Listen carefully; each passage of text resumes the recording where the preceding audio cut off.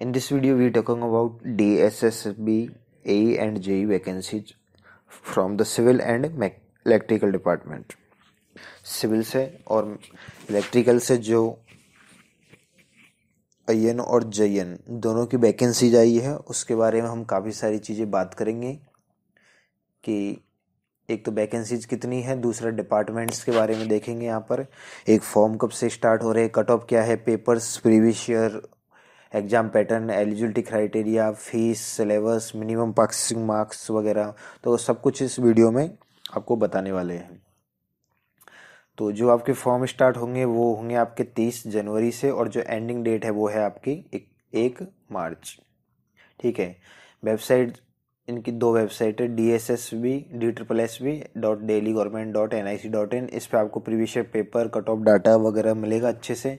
और जो आपको फॉर्म फिल करना है वो करना है आपको DSSB.online.nic.in।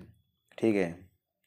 ये आपके सामने जो पोस्ट का क्लासिफिकेशन आपके सामने दे रखा है स्क्रीन पर, इसमें किस तरह से की गई है वो देखो एक बार। देखो, जो असिस्टेंट इंजीनियर की पोस्ट है उसके लिए मैं बता दूं आपको एक्सपीरियंस नीड है 2 ईयर का, वो आगे बताऊंगा डिटेल में। और डिपार्टमेंट क्या क्या है आपके, एक तो एमसीडी डिपार्टमेंट है, एक आपके एनडीएमसी है और एक आपका डीयूएसआईबी है। इन डिपार्टमेंट का काम क्या है वो भी आगे बताने वाले हैं। 4600 पे ग्रेड की एई की होगी, 4200 पे ग्रेड जेई का जॉब रह गया। Electrical civil junior engineering, electrical civil, तो ये जो वैकेंसी का क्लासिफिकेशन है ये आपके सामने है। टोटल 7 वैकेंसी एक इलेक्ट्रिकल है और ये आप देख सकते हो कि कितनी कितनी किस डिपार्टमेंट से है। तो फिल ये आप सोच समझ कर करना कि कौन सा डिपार्टमेंट मेरे लिए सही है और कौन से में। पहली बात तो एलिजिबिलिटी क्राइटेरिया चेक करना तो है ही आपको। उसके बाद आप जिसमें एलिजिबल हो उसमें भी आप, जैसे सिविल से आप देख रहे हो कि यहाँ एमसीडी में भी जॉब है, देन एनडीएमसी में भी जॉब है, ठीक है। उसके बाद डीयूएसआईबी में भी जॉब है। तो आपको कौन से का सिलेक्शन करना है कि मैं किस, क्योंकि इसमें एक चीज़ है कि आप कर तो एक से ज़्यादा में फॉर्म अप्लाई कर सकते हो, बट एग्ज़ाम सबका एक ही दिन होना है, तो आप एक ही एग्ज़ाम में बैठ पाओगे ऐसे उन्होंने क्लियरली नोटिफिकेशन में लिख रखा है, आगे पढ़ा दूंगा आपको। तो इसलिए आपको एक ही डिपार्टमेंट का चूज करना होगा। मैं थोड़ा डिपार्टमेंट के बारे में आइडिया दे देता हूँ, उसके बेसिस पे आप देख लीजिएगा। सीट का क्लासिफिकेशन दिख रखा, नंबर ऑफ सीट वगैरह जो भी आप उसके अकॉर्डिंग आप देख लेना कि मुझे कहाँ से सुटेबल रहेगा। देखो, जो एमडीसी डिपार्टमेंट है उसका फुल फॉर्म होती है म्युनिसिपल कॉरपोरेशन ऑफ दिल्ली। तो इसका काम क्या होता है, इसका काम होता है कि जो एमसीडी, देखो 2 डिपार्टमेंट आपके कॉमन है, एमसीडी वाला और जो एनडीएमसीएस, सॉरी एमसीडी और एनडीएमसी, ये दोनों डिपार्टमेंट एक ही है। फर्क सिर्फ इतना है, ये सिर्फ दिल्ली के लिए काम करता है, वो एमडीसी हो गया। जो एनडीएमसी है वो न्यू दिल्ली इसके अंडर में आती है, बस इतना सा फर्क है। जो न्यू दिल्ली वाला पार्ट है वो इसके अंडर में, और जो पुरानी दिल्ली वो है वो उसमें आती है। बाकी काम दोनों का सेम रहता है, हॉस्पिटल्स का, डिस्पेंसरी मैनेज, वाटर सप्लाई का, ड्रेनेज सिस्टम मैनेजमेंट का, ठीक है। इनके लिए जो मटेरियल वगैरह तो ये सारे एईजेई का काम होता है, ठीक है। इनके लिए जो बिल्डिंग्स बनेगी, maintenance of road, over bridge, solid waste management, street की जो लाइटिंग में लगती है, तो इसमें सिविल का जहाँ जहाँ सिविल का इलेक्ट्रिकल का जो भी काम है उसमें आपका जॉब रहेगा, ठीक है। तो ये अच्छा डिपार्टमेंट है, अच्छा इसलिए क्योंकि देखो आप कि यहाँ पे आपको हॉस्पिटल्स का काम मिल रहा है, सेकंड वाटर सप्लाई का काम मिल रहा है, ड्रेनेज सिस्टम का लेआउट का काम मिल रहा है, देन आपको मिल रहा है जो construction and maintenance of road, over bridge. तो काफ़ी काम होता है इनमें, ज़्यादा काम तो ज़्यादा अच्छी प्रोग्रेस रहती है ऑब्वियसली है। तो आप दोनों में से कुछ भी चूज कर ली, दोनों में से, क्योंकि ये तो सिर्फ जगह के ऊपर है। से आउट ऑफ दिल्ली की तो बात नहीं कर सकता, लेकिन जो दिल्ली में है तो वो तो इसको प्रेफर कर लो। जो न्यू दिल्ली में है तो उनके नियरेस्ट, आपके ऊपर है सारा ऑप्शन, देखो कहीं से भी आपकी मर्जी, जैसे भी चूज करना चाहो। एक आपके आता है डीयूएसआईबी, ठीक है। तो डीयूएसआईबी में आता है Delhi urban shelter improvement board, जो दिल्ली गवर्नमेंट की तरफ से जो स्लम्स एरिया वगैरह और काफ़ी सारी जगह जो बिल्डिंग्स बनाई गई है, तो उनको बिल्डिंग्स बनाते हैं वो और उनको सेल करते हैं बाद में गवर्नमेंट। जो अपनी गवर्नमेंट हर जगह आपने देखे होंगे हाउसिंग बोर्ड वगैरह जो रहते हैं, तो बाद में उनको गवर्नमेंट एम्प्लॉय को भी प्रोवाइड की जाती है, ऐसे काफ़ी सारी चीज़ें रहती है उसमें भी। तो वो यहाँ पे मैंने लिख रखा है, ठीक है। तो इसके अंदर वो ये सारा आता है। बाकी काम इन दोनों में ज़्यादा है, एमडीसी में और एनडीएमसी में, ठीक है गाइज। अब बात आती है कि सारी पोस्टों के लिए और एलिजिबिलिटी क्राइटेरिया, तो ये जल्दी से डिस्कस कर लेते हैं।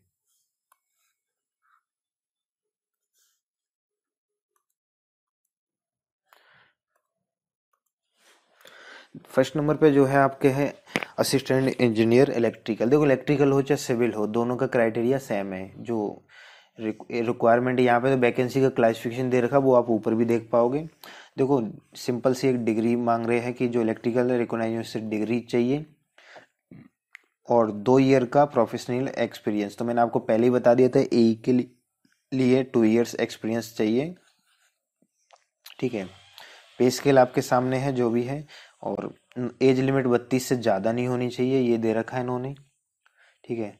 एज रिलैक्सेशन वो आगे मैं बता दूंगा वीडियो में आपको कि किस तरह से एज रिलैक्सेशन दिया जाता है, कि एसटी को कितना है। जो रिजर्व कैंडिडेट है उनको एज रिलैक्सेशन की सारी टेबल वो नोटिफिकेशन में देख लीजिएगा, और आगे वीडियो में भी, ठीक है।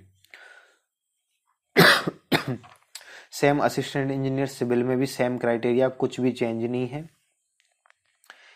इसमें भी वही आपकी बीटेक मांग रहे हैं ये, ठीक है, और 2 ईयर का एक्सपीरियंस मांग रहे हैं, ठीक है। जो सेम पे ग्रेड है, इसमें जो एक्सपीरियंस जो एज लिमिट है वो 30 साल कर दी, कि 30 से ज़्यादा नहीं होना चाहिए वो, ठीक है। और जो एज काउंट कहाँ तक की करे वो भी यहाँ पे डेट लिख रही है, ठीक है गाइज।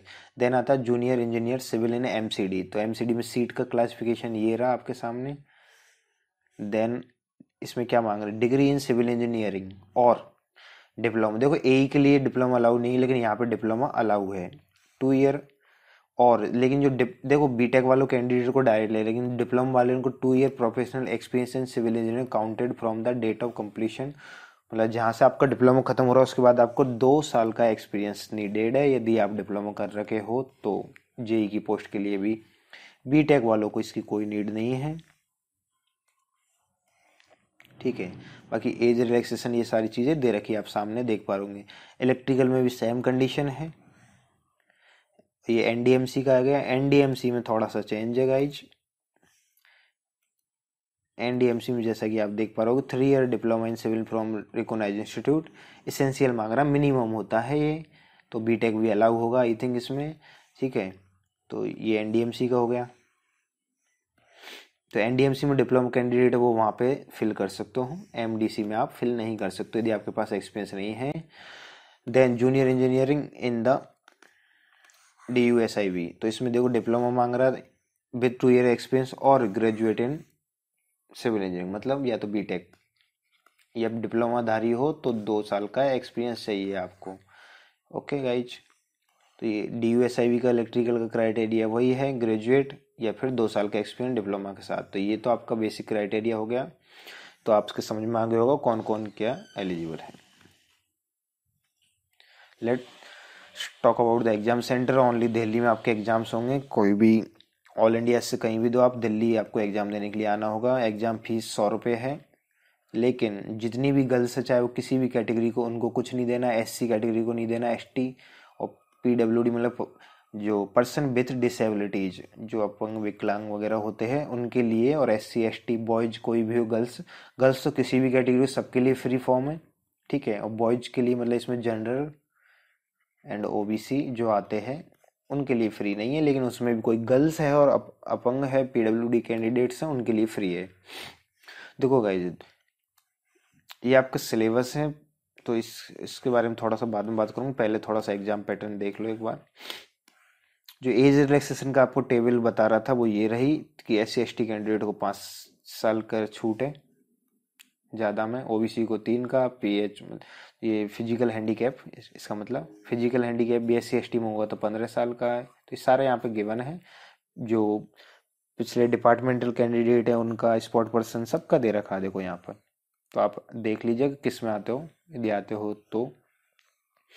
एग्जाम 2 मोड में होगा इसका, ठीक है। तो पहले अब सिलेबस पे आ जाते हैं। देखो 2 टीयर्स में होंगे इसके एग्जाम। कुछ। और एई की जॉब में देखो इंटरव्यू का इन्होंने बोल रखा कि एज पर द रिक्वायर्ड लेंगे हम, मतलब जरूरत होगी वहाँ पे देख लेंगे। इंटरव्यू क्लियरली मेंशन नहीं कर रखा, बस मेरे अकॉर्डिंग जो एई की जॉब है वहाँ पे आपका इंटरव्यू होगा ओनली, जेई के लिए इंटरव्यू नहीं होगा। जेई के लिए ऐसा कोई क्राइटेरिया नहीं होता जनरली। ठीक है गाइज। जीके आएगी आपका पार्ट ए में, तो उसका सिलेबस ये रहा आपके सामने। रीजनिंग आएगी उसका सिलेबस ये रहा। मैथ आएगी उसका सिलेबस ये रहा। हिंदी और इंग्लिश दोनों आएगी आपके, इसका सिलेबस ये रहा।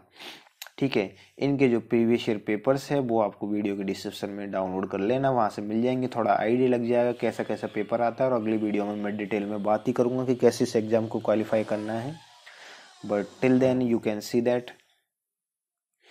ओके, ये तो टीयर 1 का आपका सिलेबस हो गया। अब टीयर 1 में इसके क्वेश्चंस आएंगे।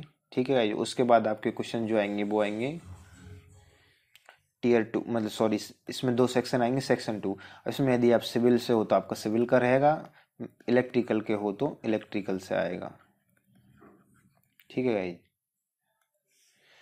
तो ये टीयर 1 में रहेगा। टीयर 1 का सिलेबस है सिर्फ। देन इसको यदि आप पास कर लोगे तो आप टीयर 2 में जाओगे। टीयर 2 में 2 में भी सेम तरीका। टीयर 1 के तो पेपर से वो तो कॉमन रहेंगे एक तरह से। देखो syllabus of tier 1 will be same है टीयर, ठीक है। और सिलेबस ऑफ टीयर 2 एग्जाम, तो टीयर 2 का एग्जाम का बोल रखा है reasoning same as in 1 tier but slightly higher level बोल रखा है। सेम है बट थोड़ा लेवल हाई कर दिया है। देखो अभी आपके थोड़ा कन्फ्यूजन हो रहा होगा पेपर पैटर्न में, लेकिन आगे मैं एकदम क्लियर कर दूंगा, डोंट वरी। क्वांटिटी एप्टीट्यूड वही चीज़ें लिख रखी, बस बोल रहा था कि थोड़ा सा लेवल हाई होगा। जीके सेम है, बस लेवल हाई होगा। तो कुछ दिल्ली के रिलेटेड पढ़ के जाना है इसमें, मेंस में याद रखना। ठीक है। इंग्लिश, इंग्लिश सेम होगा, बस हायर लेवल होगा। और जनरल अवेयरनेस का सिलेबस थोड़ा सा चेंज है, तो इसको देख लेना। ठीक है। नाउ अब आपको एग्जाम पैटर्न अच्छे से समझाता हूँ यहाँ पे, क्योंकि अभी तक आप कंफ्यूज हो रहे होंगे। तो देखो गाइज, पहले आपका प्री होगा। ठीक है। प्री पास कर लोगे उसके बाद ही आप जाओगे मेंस के लिए। ठीक है। तो पहले प्री पास करना है। प्री के नंबर मेंस में नहीं जोड़ेंगे, सिर्फ मेंस के बेसिस पे कट ऑफ जाएगी आपकी फाइनल। तो सिर्फ मेंस, प्री सिर्फ एक स्क्रीनिंग टेस्ट है। और जितनी वैकेंसी उसके 6 से 10 टाइम्स बुलाएगा DSSSB, तो वो उनके ऊपर है कितने लेंगे, आगे उन्होंने मेंशन कर रखा है। ठीक है। अब इन्होंने यहाँ पे एक चीज लिख रखी है कि 2 टीयर टेक्निकल सेकेंड, ये 1/19 जो पोस्ट है और 2/19 जो पोस्ट है उनका पैटर्न ये रहेगा। ठीक है। और जो 2 टीयर वाले में ये जो 3/19 4/19 की जो पोस्ट है उनका ये पैटर्न ये रहेगा। आप बोलोगे कि ये वाली कौन सी पोस्ट है, तो स्टार्टिंग में बताया था मैंने आपको, जहाँ पे लिख रहा था वहीं पे उन चीज़ों के बारे में मेंशन होगा। मैं दिखा देता हूँ एक बार। देखो ये लिख रहा 1/19 2/19 3/19 4/19, तो इनके पोस्ट कोड है, इनके अकॉर्डिंग देख लेना आप जिस पोस्ट के लिए, तो उसी का एग्जाम पैटर्न आपको फॉलो करना है।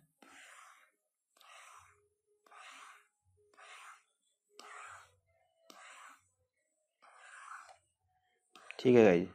तो उसमें आपके जैसे आपको सब, ये तो एई का हो गया ये एई वाला सिलेबस है सारा। ठीक है। ये दोनों एई के हैं, तो ये एई का आपका प्री का सिलेबस ये रहा। प्री में आपके देखो मैंने पहले ही बता दिया, जीके के आएंगे 20 क्वेश्चन, जनरल इंटेलिजेंस के आएंगे 20 question, arithmetic and numerical abilities के आएंगे 20 क्वेश्चन। ठीक है गाइज। हिंदी के 20 क्वेश्चन और इंग्लिश के 20 क्वेश्चन। तो इस तरह से ये 100 क्वेश्चन हो गया, और एक एक नंबर के। नेगेटिव आपको रहेगी 1/4। ओके। और इसमें फिर सेकंड जो 2 पेपर लगेंगे, तो आपको नॉन टेक का होगा। टेक्निकल में आपका यदि सिविल से हो सिविल, इलेक्ट्रिकल से तो इलेक्ट्रिकल। तो ये आपका प्री का सिलेबस हो गया। प्री में पास हो जाओगे तो मेंस में किस तरह से देना है वो देख लो। मेंस में देखो पार्ट 1 में तो subject oblique qualified paper, related paper, मतलब आपका 200 नंबर का आएगा पेपर। वो आएगा आपका सिविल का ओनली। यदि सिविल से हो तो इलेक्ट्रिकल से हो तो इलेक्ट्रिकल का आएगा। ठीक है। उसके बाद 2, मतलब ये तो जो मेंस की बात कर रहा हूँ मैं यहाँ पे, तो मेंस में एक पेपर तो आपका इसका हो गया, और जो एक पे आपका इंग्लिश का होगा। तो इसमें आपका ऐसे लिखना होता है आपको, और इसमें लेटर राइटिंग का आता बस।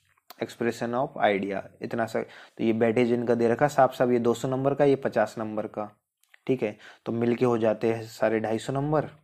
तो इनके बेसिस पे कट ऑफ जाती है। ये तो आपके एएन के लिए हो गया। जेईएन के लिए थोड़ा सा देख लेते हैं जल्दी से। तो जेई में आपका क्या रहेगा, 200 नंबर का प्री, 200 का ही ये मेंस। बस प्री में मैंने बता दिया, GK 20 question, reasoning 20, math 20, Hindi 20, English 20, total हो गए आपके 100 questions, 100 marks. Okay guys. And फिर ये तो, और साथ में आपका 100 नंबर का टेक्निकल। ये तो यदि प्री पास कर ले जाओगे ये 200 में से टोटल। देन आप आओगे मेंस के लिए। तो मेंस में एक तो आपका सब्जेक्ट रिलेटेड पेपर हो जाएगा, ठीक है। और दूसरा आपका जो इंग्लिश लैंग्वेज एंड कंप्रेशन का पेपर होगा। तो इसमें सिर्फ इंग्लिश के, इसमें देखो 150 क्वेश्चन आ रहे हैं, 150 मार्क्स के, और इसमें सिर्फ 50 क्वेश्चन आ रहे हैं 50 नंबर के। तो ये आपका मेंस का होगा। आई होप आपके लिए क्लियर होगा ये सारी चीज़ें, ठीक है। और कुछ चीज़ें ये है कि -1/4 है, मैंने आपको ऑलरेडी बता दी है। जो मिनिमम क्वालिफाइंग मार्क्स से 1 tier oblique 2 tier objective oblique descriptive type paper में, वो जनरल के लिए 40%, ओबीसी दिल्ली वालों के लिए 35%, और जो अदर है वो उनके लिए है 40 से, और जो एसटी एसटी वगैरह उनके लिए है 30%, ठीक है। जो एक्स सर्विसमैन और जो फिजिकल हैंडीकेप पर्सन वगैरह इनकी तो सेम ही है। इसमें सिर्फ एक्स सर्विसमैन के लिए 5% इन्होंने रिलैक्सेशन दे रखा है, ठीक है। और जो चीज़ मैं आपको बता रहा था वो ये रही कि 6 to 10 टाइम्स प्री में क्वालिफाइड करेंगे, वो मेंस के लिए बुलाएंगे, है ना। Skill test oblique endurance test will be taken as per requirement of job. तो ये उनके अकॉर्डिंग देख लेंगे वो। मुझे जहाँ तक लगता है सिर्फ एई के लिए होगा आपका इंटरव्यू वगैरह जो भी रहेगा, जेई के लिए नहीं होना चाहिए मेरे अकॉर्डिंग। तो होगा जेई के लिए तो ऐसा रख सकते कि जो डिप्लोमा कैंडिडेट है उसमें दे सकते हैं कि जिन जहाँ पर डिप्लोमा कैंडिडेट को डायरेक्ट ले रहे वहाँ पर ले सकते हैं। तो वो उनके ऊपर है, देखो क्या करते हैं वो। 2 टीयर एग्जामिनेशन, देखो tier 1 is only for short list purpose. तो मैंने आपको पहले ही बता दिया टीयर 1 के कोई नंबर नहीं जुड़ेंगे आगे, सिर्फ स्क्रीनिंग टेस्ट की तरह बिहेव करेगा ये, ओनली स्क्रीनिंग पर्पज से है। और सिर्फ सेकंड पेपर के में ही नंबर अच्छे लाने हैं आपको। प्री में बस कट ऑफ क्लियर कर लो और कुछ मतलब नहीं है, ठीक है। और बाकी सारी चीज़ें बच रही है वीडियो में, वो देख लेते हैं। Cut off previous cut off से आपको थोड़ा आइडिया लगेगा कि किस तरह से, देखो काफ़ी सारे डाटा अवेलेबल नहीं है। जहाँ जिन पोस्ट का डाटा अवेलेबल है वो मैंने आपको प्रोवाइड करवा दे रहा हूँ। जो जेई सिविल से जो एनडीएमसी की कट ऑफ गई थी पिछली बार, ये पेपर 2 की कट ऑफ है, पेपर 1 की नहीं है। डाटा अपने पास, वैकेंसी इतनी इतनी थी, ठीक है। जो कट ऑफ थी वो ये थी 8, ठीक है। तो ये पिछली बार का डाटा है। और जो एमसीडी डिपार्टमेंट था पिछली बार सिविल से, इसकी जो कट ऑफ गई थी, जो पेपर इस दिन हुआ था, तो ये कट ऑफ गई थी आपकी 103/76। ये देखो ये वाली नंबर ऑफ वैकेंसी यहाँ पे गिवन है, नंबर ऑफ शॉर्ट लिस्ट कितने कैंडिडेट किए गए थे, ये कट ऑफ का। देखो गाइज ये जो चेंजेज है वो इसलिए है क्योंकि इंटरव्यू भी हो सकता है उस बार इंटरव्यू भी रखा हो, तो इस वजह से ये चीज़ें इनमें से शॉर्ट लिस्ट कर रहे हैं। तो एक्चुअल में देखो मार्क्स का जो मिनिमम का भी परसेंटेज है, इस वजह से कुछ लोग कम भी रह गए होंगे। तो ये चीज़ें काफ़ी सारे फैक्टर्स पर डिपेंड करते हैं। तो ये कट ऑफ का आइडिया आप इन दोनों पेजों का एक स्क्रीनशॉट ले लो, आपको काम आ सकता है, आगे देख लेना, ठीक है। प्रीवियस ईयर पेपर्स वीडियो की डिस्क्रिप्शन में मिल जाएंगे आपको। सिविल के और इलेक्ट्रिकल के जेई वाले सारे पेपर मेरे पास अवेलेबल हैं। आपके लिए एक काम और किया मैंने, आंसर की अवेलेबल करवा दी है। तो विद आंसर की आप डाउनलोड कर लो उनको, वीडियो की डिस्क्रिप्शन में लिंक मिलेगा। और साथ ही साथ वीडियो की डिस्क्रिप्शन में आपको जो और भी नोटिफिकेशन मिल जाएगा, एज वेल एज आपको सिलेबस मिलेगा, ठीक है। नोटिफिकेशन कॉमर्स सिलेबस आपको इसकी डिस्क्रिप्शन में मिलेगा। और एग्जाम के लिए video only for civil now, क्योंकि I am from the civil so I can only tell about the civil. तो सिविल के लिए जो एग्जाम स्ट्रेटजी वीडियो है वो बहुत जल्दी आने वाला है, एकदम एनालिसिस अच्छे से। और नोट्स उसके साथ आपको नोट्स मिलेंगे, बुक्स की पीडीएफ दे दूंगा जो जो रिक्वायर्ड होगा। ये सारा डाटा आपको अगले वीडियो में मिलने वाला है, इस वीडियो की डिस्क्रिप्शन में अपडेट हो जाएगा बहुत जल्दी। और बाकी आप हमें कोई भी क्वेरी हो तो वीडियो में कमेंट करो, या फिर हमारी मेल आईडी पे मेल कर सकते हो, या फेसबुक पेज पर मैसेज कर सकते हो, या टेलीग्राम लिंक जो टेलीग्राम पेज पर, तो ये सारे आपको इनकी भी लिंक वीडियो की डिस्क्रिप्शन में मिल जाएगी। So guys, I hope you like this video, एक आपको अच्छा लगा हुआ मेरा एनालिसिस। तो बस इस सेशन में इतना ही। This is Yash Kumar signing off this session. Thank you.